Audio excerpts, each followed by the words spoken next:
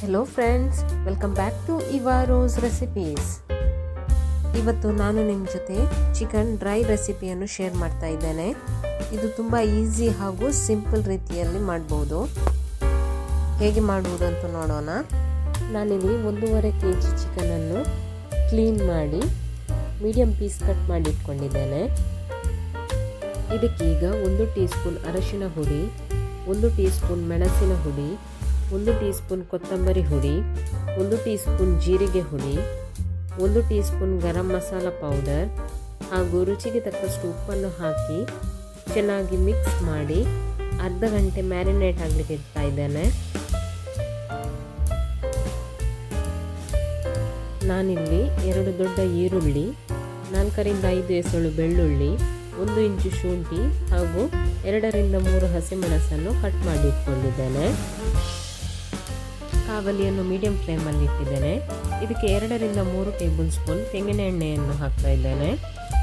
ಎಣ್ಣೆ ಚೆನ್ನಾಗಿ ಬಿಸಿ ಆದಮೇಲೆ ಕಟ್ ಮಾಡಿ ಇಟ್ಟ ಈರುಳ್ಳಿಯನ್ನು ಹಾಕ್ತಾ ಇದ್ದೇನೆ.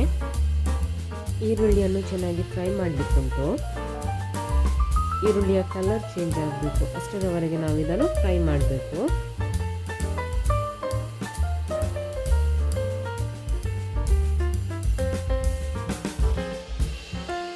ಈರುಳ್ಳಿ ಚೆನ್ನಾಗಿ ಫ್ರೈ ಆಗಿದೆ. ಇದಕ್ಕೀಗ ಕಟ್ ಮಾಡಿ ಇಟ್ಟ ಶುಂಠಿ, ಬೆಳ್ಳುಳ್ಳಿ ಹಾಗೂ ಹಸಿಮೆಣಸನ್ನು ಹಾಕ್ತಾ ಇದ್ದೇನೆ. ಇದನ್ನು ಕೂಡ ಚೆನ್ನಾಗಿ ಫ್ರೈ ಮಾಡಬೇಕು. ಇದರ ಹಸಿ ವಾಸನೆ ಹೋಗಬೇಕು, ಅಷ್ಟರವರೆಗೆ ನಾವು ಇದನ್ನು ಫ್ರೈ ಮಾಡಬೇಕು.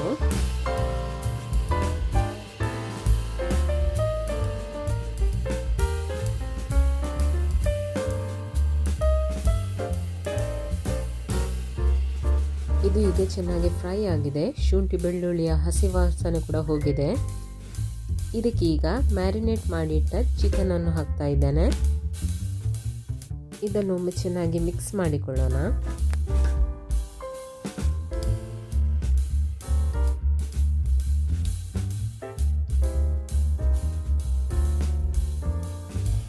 ಇದರ ಈಗ ಮುಚ್ಚಳವನ್ನು ಮುಚ್ಚಿ 20 ರಿಂದ 30 ನಿಮಿಷ ಬೇಯಿಸಬೇಕು.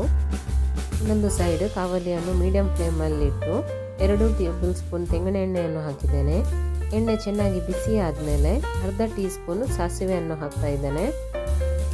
ಸಾಸಿವೆ ಸಿಡಿಯುವಾಗ ಸ್ವಲ್ಪ ಕರಿಬೇವಿನ ಸೊಪ್ಪು ಹಾಗೂ 2 ಒಣಮೆಣಸನ್ನು ಕಟ್ ಮಾಡಿ ಹಾಕ್ತಾ ಇದ್ದೇನೆ.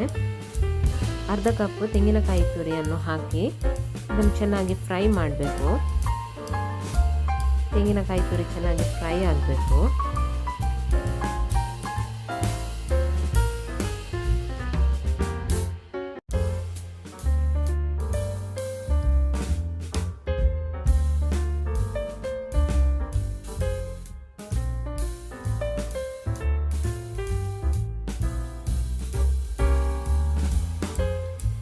ಅರ್ಧ ಗಂಟೆಯ ನಂತರ ಮುಚ್ಚಳವನ್ನು ತೆಗಿತಾ ಇದ್ದೇನೆ.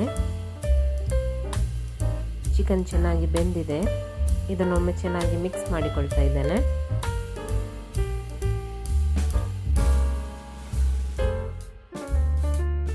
ಇದಕ್ಕೀಗ ಫ್ರೈ ಮಾಡಿ ಇಟ್ಟ ತೆಂಗಿನಕಾಯಿ ತುರಿ ಮಿಕ್ಸ್ಚರನ್ನು ಹಾಕ್ತಾ ಇದ್ದೇನೆ. ಹಾಗೊಮ್ಮೆ ಚೆನ್ನಾಗಿ ಮಿಕ್ಸ್ ಮಾಡಿಕೊಳ್ಳೋಣ.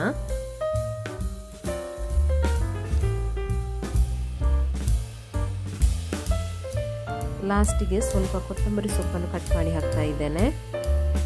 ಗ್ಯಾಸನ್ನು ಆಫ್ ಮಾಡ್ತಾ ಇದ್ದೇನೆ. ತುಂಬ ಈಸಿ ಹಾಗೂ ಬೇಗನೆ ಆಗುವಂತಹ ಚಿಕನ್ ಡ್ರೈ ರೆಸಿಪಿ ರೆಡಿಯಾಗಿದೆ. ನೀವು ಟ್ರೈ ಮಾಡಿ ಹೇಗಾಗಿದೆ ಎಂದು ನನಗೆ ಕಮೆಂಟ್ ಮೂಲಕ ತಿಳಿಸಿ. Thank you.